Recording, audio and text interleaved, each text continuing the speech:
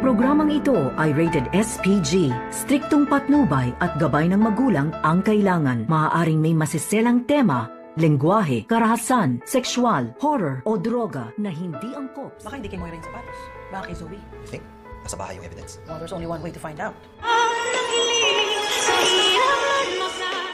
Pagkatapos kang maghalongkat itong si Giselle at RJ dito nga sa bahay ni Moira, ay dito na kumpirma na hindi pagmamayari ni Moira yung sapatos na kanilang hinahanap. Kaya dito naman na sinabi ni Giselle kay RJ na kung hindi si Moira ang may-ari nito, ay malamang sa malamang ay kay Zoe. At agad naman na nagtungo itong dalawa na si RJ at Giselle sa bahay nito ni RJ, at dito na nga nila na kumpirma na naroon na nga ang sapatos ni Zoe na nakatago.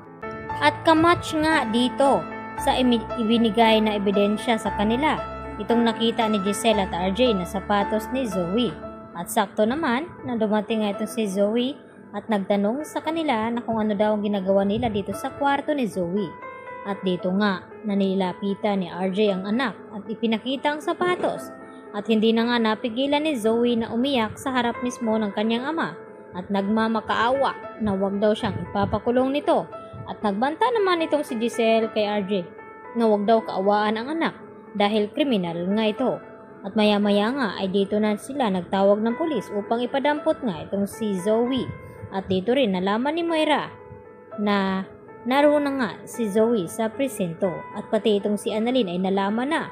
At syempre hindi rin nakaligtas kay Carlos Benitez na kailangan siya ng kanyang anak ngayon dahil nahulihan na nga ng matibay na ebidensya itong si Zoe. Samantala, gusto naman talaga ni Moira na gawing baliw daw itong si Lynette dahil sa trauma ng kanyang naramdaman. Pagkatapos nga ang pangluloob sa kanilang bahay ni Carlos ay tila hindi na nga nagiging maganda ang nararamdaman ngayon ni Lynette, dahil kung makakita nga siya ng lalaki na kakaiba sa kanya ay dito naman niya napagdudahan na baka isa ito sa mga nangloob sa kanya.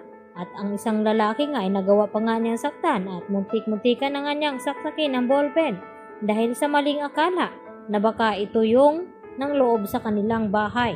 At humingi naman ng pasensya itong si Carlos sa lalaki ito, at ganon din itong si Annalyn na tila matindi talaga ang trauma na naramdaman ngayon ni Lynette.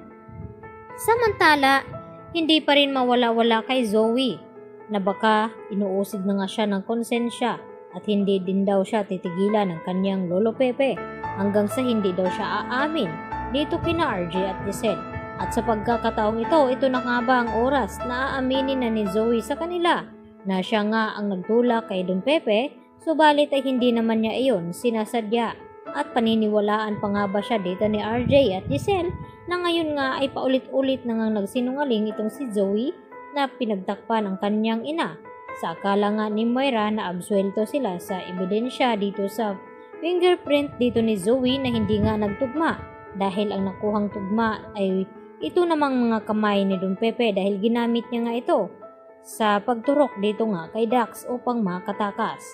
At baka manipula nga dito ni Moira ang lahat ng mga impormasyon tungkol dito sa medical supplies na nakuha ng mga pulis, dahil marami namang koneksyon itong si Moira doon sa presinto at nagawan niya nga ng paraan. Yan ang ating pakatutukan bukas, dito lamang yan sa Abot Kamay na Pangarap. Bye-bye!